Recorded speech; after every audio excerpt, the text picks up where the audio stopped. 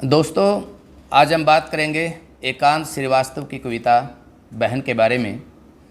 एकांत श्रीवास्तव के बारे में बद्रीनारायण ने कहा है कि उनकी कविता जनसाधारण की डॉक्यूमेंट्री है।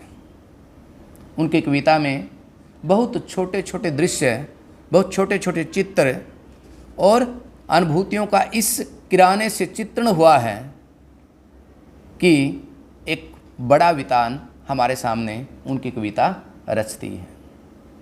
और उन कविताओं को पढ़ कर के महसूस होता है कि ये ज़िंदगी जिस तरह से भागम भाग में लगी हुई है, जिस प्रकार की प्रतियोगिता में शामिल है, ऐसे लगता है कि इसके बीच में कहीं ना कहीं मनुष्यता खो गई है।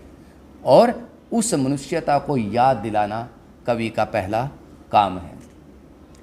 बहन कविता भाई और बहन के प्रेम की कविता है। और भाई जब एक बार डरता हुआ घर आता है और बहन दरवाज़ा खोलती है, इस छवि को वो सारी ज़िंदगी भूल नहीं पाता। ज़िंदगी का न जाने कितना लंबा सफ़र दोनों तय करते हैं, लेकिन ये छवि सारी ज़िंदगी भाई के दिमाग में अटक गई है, जो उसको अपनी भांजी में दिखाई पड़ती है। तो मैं कविता शुरू करता हूँ, कविता का पाठ करता हूँ। बहन ने खाना बना लिया था और अब इंतज़ार कर रही थी भाई का। संभवतः कोई रक्षाबंधन का त्यौहार है या कोई भैया दूज है, आप ऐसा समझ सकते हैं। राखी के धागे सा कुछ टूट गया था भीतर। अब राखी के धागे सा कुछ टूट गया था भीतर, यानी दोनों के बीच के रिश्ते वो नहीं रहे हैं जो रिश्ते कभी एक ज़माने में हुआ करते थे जब वो छोटे थे। और जोड़ने पर गांठ पड़ जाती थी, गांठ जो दुख देती थी मन को।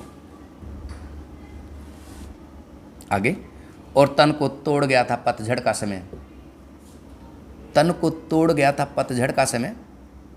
आप समझ सकते हैं, पतझड़ मायने यानी जवानी जा चुकी है, बुढ़ापा आ चुका है। और आगे संकेत करता है कभी, भाई की कनपटी के बाल सफ़ेद हो गए थे और बहन को चश्मा लग गया था नज़र का।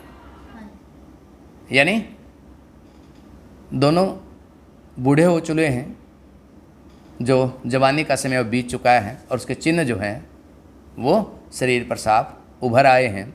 लेकिन कविता फिर पीछे लौटती है और ये मनुष्य की खूबसूरती है कि वो एक साथ वर्तमान, भविष्य और अतीत में एक साथ सोचता है। क्या? नारायणपुर के मैदान में तेज बारिश हो रही थी। एक बच्चा भीगता रोता दौड़ता था नारायणपुर के घर की तरफ, बादलों की गर्जना से भयभीत। पीटता था घर का दरवाज़ा और बहन दरवाज़ा खोलती थी। 2 चोटी के रिबन के लाल फूल वाली बहन।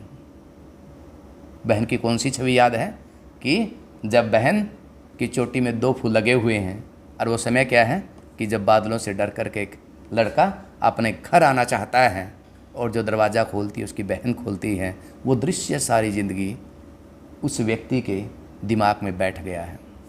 तो इस तरह की अनुभूतियों को कवि पकड़ता है। इस बीच नदियों में कितना पानी बह चुका था और कितने पत्ते झड़ चुके थे। बीत गए थे बसंत कितने, समय बहुत हो गया है। घटना बचपन की है, लेकिन अब बुढ़ापा आ गया है। खाना खाता हुआ भाई देखता था बहन की तरफ और ढूंढता था उसमें रिबन के लाल फूल वाली बहन को। जो टूट गया था भीतर, वह दुखता था रह रह कि आज बहन के घर आया है और वहाँ पर बैठ कर के खाना खा रहा है। और इस स्थिति में बार बार उसको वही बहन याद है जब वो बादलों से डर कर के घर दौड़ा था। और एक दिन दरवाज़ा खोलती है भांजी। अब देखिए कि फिर किसी त्यौहार पर भाई गया है और अब की बार दरवाज़ा किसने खोला है? भांजी ने।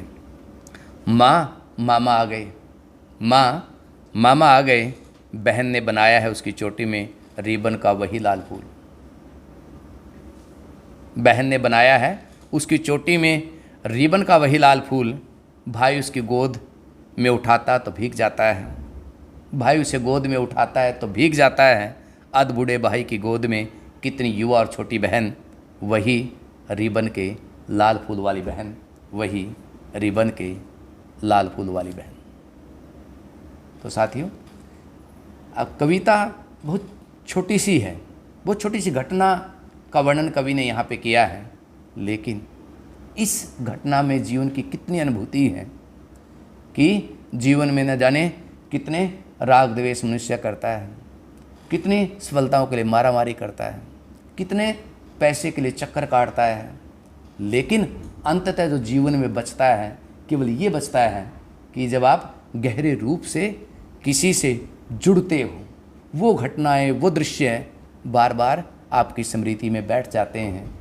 तो इस मौजूदा समय में जब मनुष्यता के ऊपर बहुत ज़्यादा संकट है और आप देखें कि लगातार मनुष्य अकेला पड़ता जा रहा है, इस अकेले पड़ते हुए मनुष्य की दुनिया में केवल वही संबंध उसको दोबारा से जोड़ सकते हैं जो संबंध वो जिंदगी में हासिल करता है, जिन संबंधों को वो सुख और दुख में जीता है। धन्यवाद।